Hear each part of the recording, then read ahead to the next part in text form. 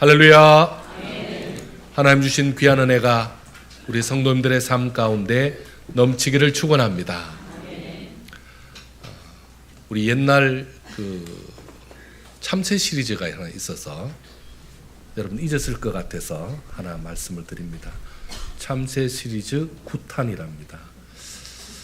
서울 참새가 친구인 시골 참새, 경상도 출신 참새하고 잘 사귀고 있다가 어느 날 경상도 참새 초대를 받아서 경상도에 놀러를 갔답니다. 전깃줄에 앉아 있는데 어떤 아이가 새총을 딱 겨누고 있습니다. 그러니까 주위를 잘 살피고 있던 경상도 참새 중에 하나가 이렇게 말합니다. 수구리, 마카 수구리, 이렇게 얘기합니다. 알아듣는 사람만 알아들으시면 됩니다. 그래서 다 수구렸는데 우리 서울 참새가 말귀를 못 알아들어가지고 그만 새총에 맞고 말았습니다. 부상을 당한 그 참새가 빨리 응급치료를 받고 급하게 돌아왔습니다. 돌아오면서 계속 그 단어를 외웠습니다. 수구리, 수구리. 수구리가 뭐야? 엎드리라는 말이야. 마카라는 말은 뭐야? 모두 엎드리라는 말이야. 그래, 알았어. 마카 수구리, 마카 수구리 열심히 외웠습니다. 자, 그리고 다시 다른 서울 참새가 이제 경상도 참새들하고 한참 제잘거리고 있는데 이번에 또 그 아이가 나타났습니다. 그런데 안타깝게도 또 서울 참새가 맞았습니다. 왜 맞았을까요? 아까 그 참새가 말을 좀 다르게 했습니다. 아까 며칠로라고 얘기했는데 그 말을 못 알아들어서 계속 못 알아들으신 분은 못 알아들으시고. 여러분, 다니엘은 이 구약의 4대 선지자 중에 한 사람입니다. 그리고 다니엘은 왕족이었죠. 유다 지파의 왕족인데 지금 이 바벨론의 느부갓네살이 이스라엘에 침략함으로 붙잡혀가게 됩니다.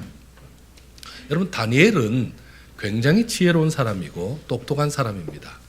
그러니까 이 느부갓네살 왕이 그 왕족들 그리고 이 피지배국의 그 아주 대표되는 사람들을 불러다가 특히 어린아이들을 불러다가 바벨론식으로 교육을 시킨 다음에 다시 그 지배하는 나라로 보내면 우리나라에 대해서 잘 따를 것이라고 생각해서 그렇게 한 거죠. 그런데 특히 이 다니엘은 똑똑하니까 곁에 둔 것이죠. 자, 그래서 이 사람의 그 행정 능력 그리고 이 사람의 그 지위가 점점 높아지면서 이제는 총리까지 되었습니다. 지금 이 시대가 다리오 시대로 바뀌었습니다. 우리 지난번에 퀴즈 나왔죠? OX 퀴즈 할 때, 우리 전교인 퀴즈 할 때 다니엘에 대해서 느부갓네살 왕, 다리오 왕 있었는데 맞냐 틀리냐 해서 많은 성도들이 거기서 떨어지는 것을 보았습니다. 그래서 오늘 이 설교해야 되겠다고 생각을 한 겁니다. 여러분, 이 다리오 왕 때 총리가 됩니다. 120 지역, 우리로 말하면 우리가 지금 행정도로 말하면 8도, 12도 그렇게 얘기하는 도에 이 사람들은 지금 120도가 있는 겁니다. 거기에 고관들, 그것을 다루는 총리 3명을 두었습니다. 나라의 총리가 하나가 아니고 여기는 워낙 넓으니까 3 총리를 뒀는데 이 다리오 왕이 생각하니까 그 중에서 제일 똑똑한 사람 지금 이 다니엘을 세우면 좋겠다 해서 이 사람을 더 높이려고 합니다. 여러분 성경 한번 보실까요? 3절 한번 같이 읽겠습니다. 시작. 다니엘은 마음이 힘차하여 총리들과 고관들 위에 뛰어남으로 왕이 그를 세워 전국을 다스리게 하고자 하니라. 네. 자, 총리 중에서도 다니엘을 세워서 좀 하면 좋겠다 이렇게 생각하죠. 그러니 문제가 발생합니다. 자, 다른 2 총리를 비롯한 2 총리의 계열에 있는 사람들, 이 줄이 있는 이런 사람들이 다 누가 공공의 적이 됐죠? 다니엘이 적이 됐죠. 다니엘만 없으면 자기가 제일 높을 텐데 그래서 다니엘을 잡으려고 합니다. 다니엘을 잡으려고 연구를 합니다. 특히 다니엘의 뒷조사를 다 해보죠.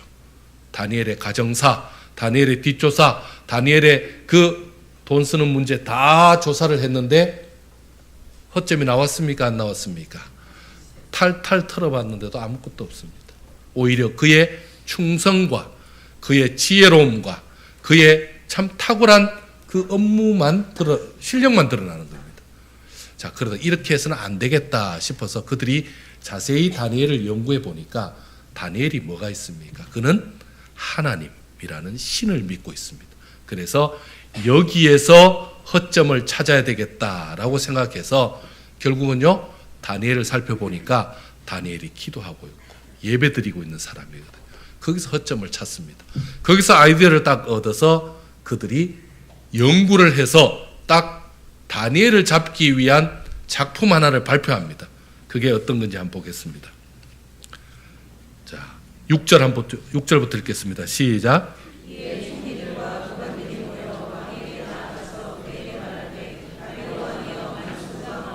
7절.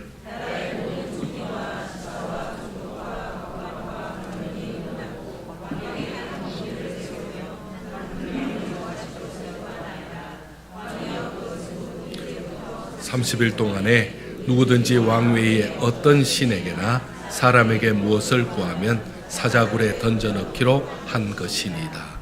자, 지금 여러분 지금 이 사람들의 그 수가 다릅니다. 다니엘만 딱 공격하면 오히려 오해받을 수 있으니까 어떻게 합니까? 다리오 왕이요 만세수를 누리소서. 왕을 위해서 우리가 연구한 법령이 있습니다. 뭘 연구했냐? 그러니까 왕이 최고인데 왕 외에 다른 사람에게 뭘 구하거나 심지어 다른 신에게 뭘 구한다면 이거 사자굴에 집어넣어서 엄벌에 처해야 됩니다. 그렇게 그 왕권을 강화하기 위한 겁니다. 괜찮네. 이렇게 된 거죠. 자, 그러니까 이번에 30일 동안만 딱 하면 군기가 잡힐 것 같습니다. 저희들이 연구 많이 했습니다. 그리고 왕을 위한 겁니다. 이렇게 하죠. 그리고는요, 거기다가 왕의 의인을 찍어 주십시오. 이렇게 말합니다. 그런데 이것은요, 더 강화하기 위해서 왕조차도 바꿀 수 없는 그런 의인을 찍어 주십시오 해서 금령을 발표하게 합니다. 왕도 뭐 들어보니까 괜찮죠. 나 외에는 다른 신, 사람에게 그렇게 빌면 안 되지. 그렇게 해서 잘 했습니다. 그런데 문제는요, 이 같은 왕의 의인이 있고 조서가 있고 금령이 있는 상황에서도 당장 다니엘은 변하지 않는 겁니다. 자신이 다니엘이 하던 그 일을 그대로 하고 있는 겁니다. 여러분 한번 보실까요? 10절 한번 보실까요? 10절 같이 한번 읽겠습니다. 시작.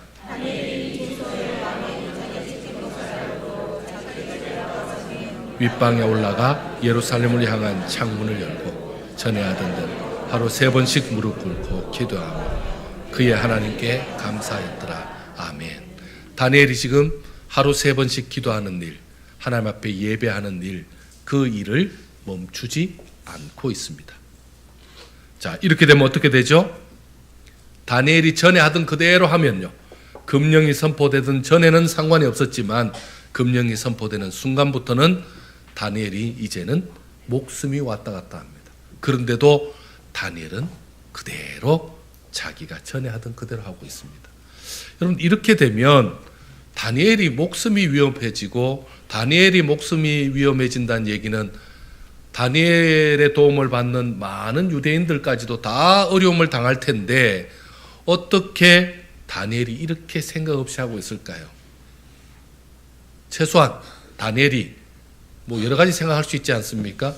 30일 동안만 기도 안 하고 예배 안 드리고 이 방법, 그것도 힘들면 어떻게 하면 되죠? 예루살렘으로 활짝 연 문을 닫고 그렇게 기도해도 되잖아요. 아니면요, 기도할 때 보초를 누가 세워놓고 누가 밖에 있냐 없냐 봐라, 이렇게 해도 되잖아요. 그래서 누가 있으면 소리 조용하게 하고 누가 없으면 소리 크게 하고 이렇게 되잖아요. 좀 이렇게 융통성 있게 하면 뭐 못 들으시는 하나님도 아니고 또 그렇게 하면 될 텐데, 아니면요, 다른 사람 누가 보고 있으면 눈 뜨고 있고 다른 사람 안 보면 눈 감고 있고 이러면 될 텐데 왜 이렇게 복잡하게 일을 만들어서 목숨을 걸고 있냐라는 거죠. 여러분, 지금까지 다니엘은 어떻게 살아왔습니까? 노예로 다니엘은 포로였죠.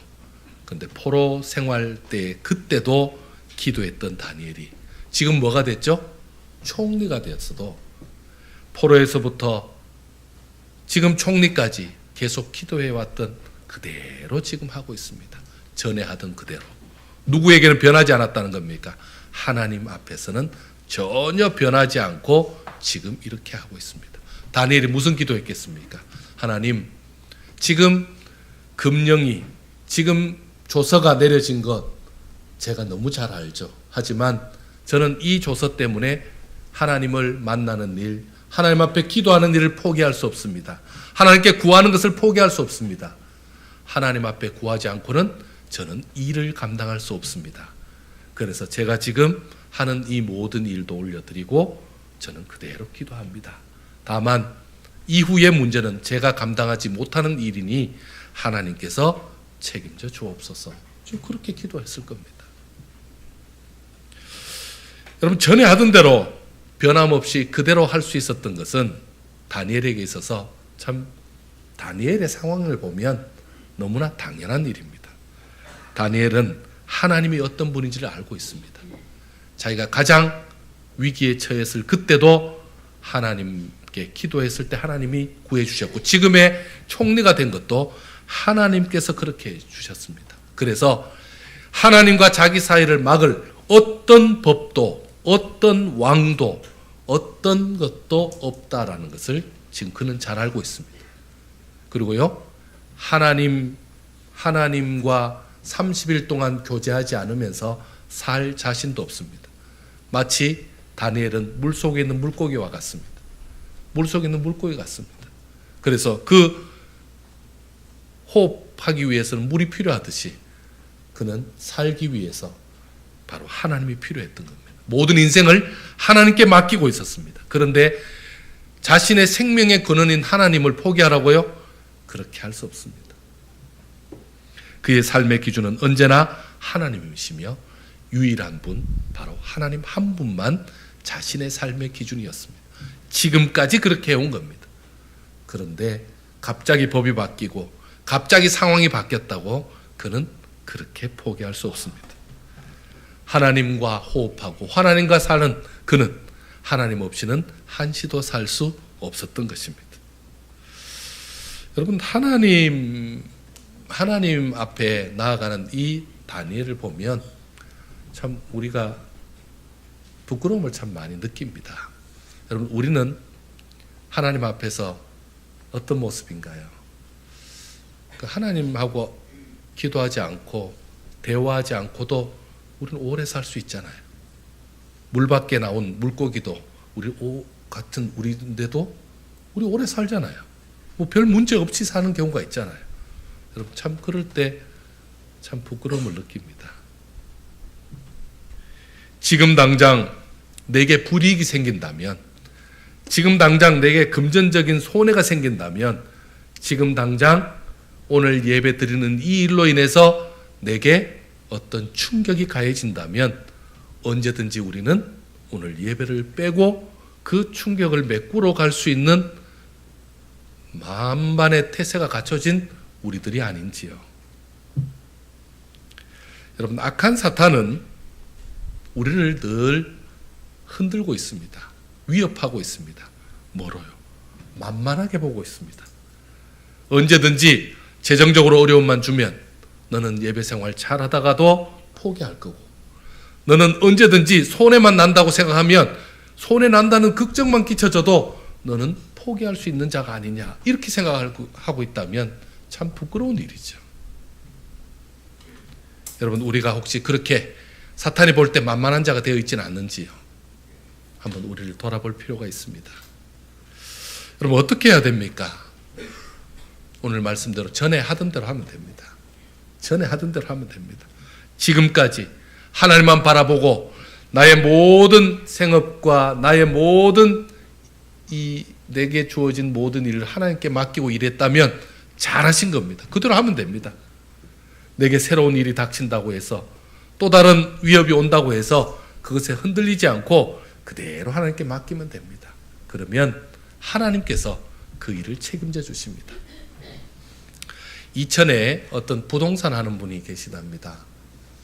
이분은 실제 계시는 분입니다. 제가 이름까지 알아오려고 했는데 이분 아는 분이 그분 이름을 모른대요. 그분은 지금 장로님이랍니다.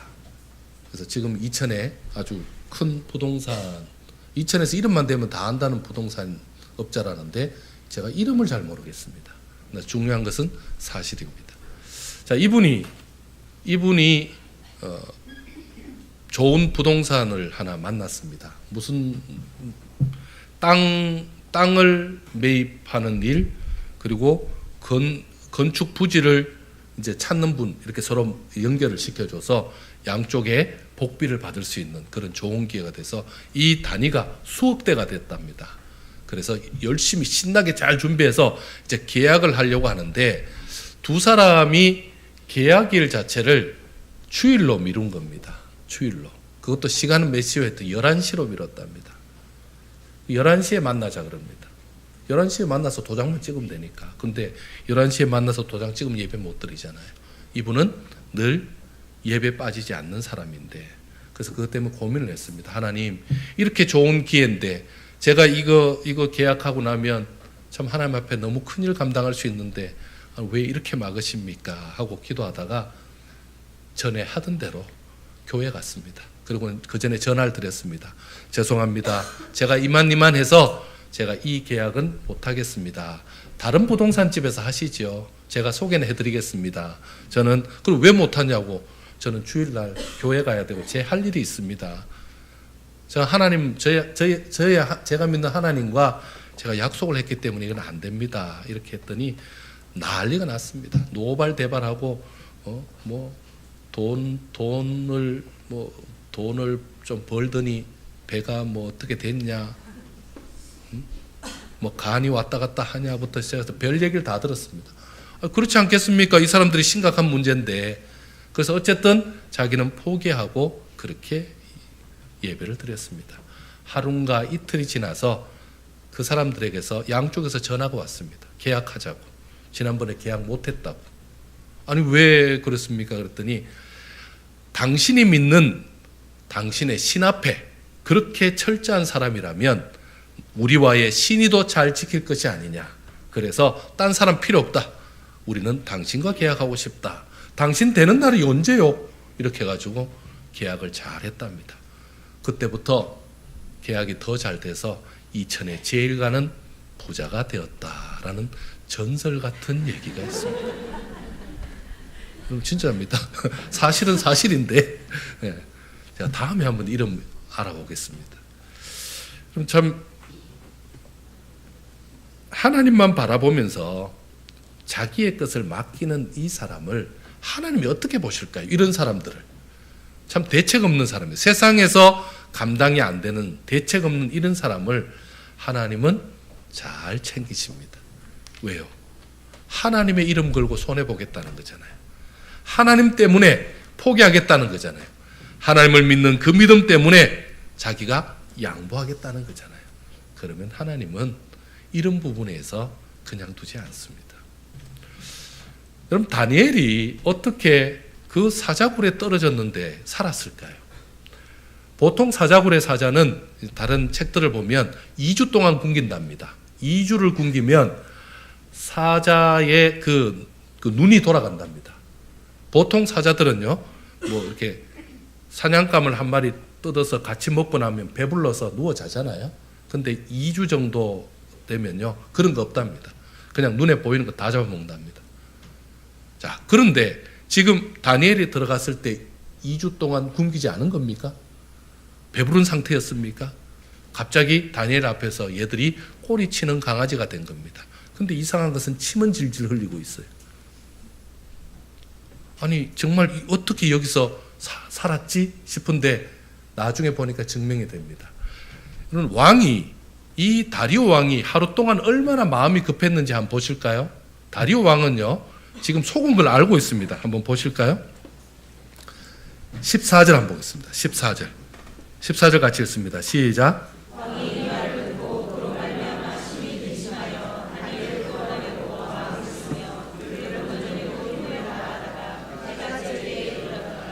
아멘. 지금 이 다리오 왕이 다니엘을 구하려고 애를 쓰고 있습니다. 하루 종일.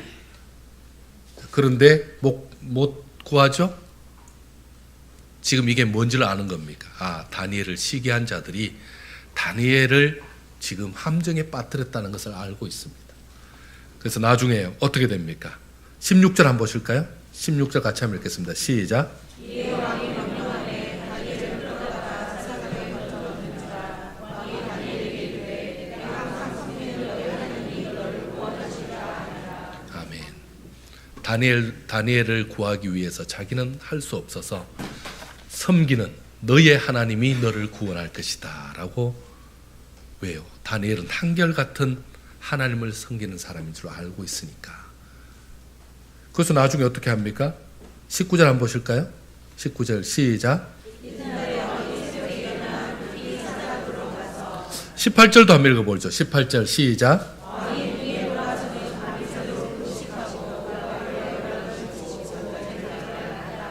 예, 다니엘을 구하고자 하는 그 왕의 마음이 지금 얼마나 힘든지 아시겠죠? 자, 그리고는요, 보니까 살아있습니다. 누가요? 다니엘이 살아있습니다. 22절 한번 볼까요? 22절 시작.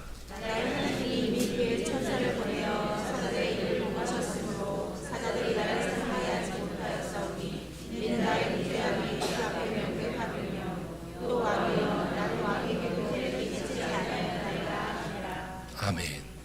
여러분 놀라운 말을 하지 않습니까? 이 일 이후에 다니엘을 대적하고 모함했던 자들 어떻게 되겠습니까? 두 총리와 고관들, 거기에 속한 많은 그 합류자들 어떻게 됐겠습니까? 다 사자굴에 던져넣습니다. 자, 그랬더니 안 그래도 2주 굶고 배고파 죽겠는데 다니엘 못 먹고 하루 더 굶은 더 굶주린 사자들이 걔들이 땅에 떨어지기도 전에 굴에 던져넣는데 떨어지기도 전에 무니까 뼈가 다 어스러져 버리죠. 뼈가 다 어스러져 버립니다. 과연 굶주린 사자가 맞죠? 여러분 하나님은 그렇게 역사하십니다. 오히려 이 일로 통해서 다니엘은 더욱더 하나님 앞에서나 왕 앞에서 정말 최선을 다한 사람이 되었고 반대로요 대적들은 다 멸망당하는 기회가 되었습니다. 여러분 이렇게 역전극을 만들어 주시는 분이 바로 하나님입니다. 여러분 우리 하나님이 지금 이렇게 하시는 겁니다. 하나님이 무엇인가 내게 역사하려고 바라면요 하나님이 나에게 왜 역사 안 하지? 하나님이 왜 나를 도와주시지 않을까? 이렇게 고민하는 분이 있다면 이것을 좀 생각해 보셔야 됩니다. 내가 하나님 때문에 손해보고 피해보고 하나님 때문에 잘릴 수도 있고 하나님 때문에 엄청난 이 계약이 부도가 날 수도 있겠다라고 생각하는 그 경지까지 하나님 때문에 가야 그 다음에 역전이 되는 겁니다. 여러분 역전은 뭐죠? 치고 있다가 이기는 게 역전이잖아요. 누가 봐도 이 상황은 다 불편하고 힘들고 어떻게 보면 불쌍하고 안 된 상황이죠. 근데 하나님이 역전을 일으키는 겁니다. 어떤 사람에게요? 하나님만 믿고 전에 하던 그대로 기도하던 대로 기도하고 봉사하던 대로 봉사하고 그리고요 하나님 앞에 신실히 행하던 그대로 다 하는 그 사람에게 하나님은 이런 일을 준비하고 계시는 겁니다. 할렐루야. 하나님이 도우시기를 간절히 원합니다. 여러분 우리는 늘 고속승진하고 늘 잘 나가고 아무 문제 없고 바람도 불지 않는 그곳에서 너무 평안하게 잘 지내다가 더 평안을 요구하는 그런 것을 하면 하나님은 거기에 따로 도울 것이 별로 없습니다. 전에 행하던 대로 항상 기도하는 그 자리 지키시기 바랍니다. 지금처럼 여러분의 예배의 자리 지키시기 바랍니다. 지금처럼 여러분이 섬기는 그 자리 잘 지키시기 바랍니다.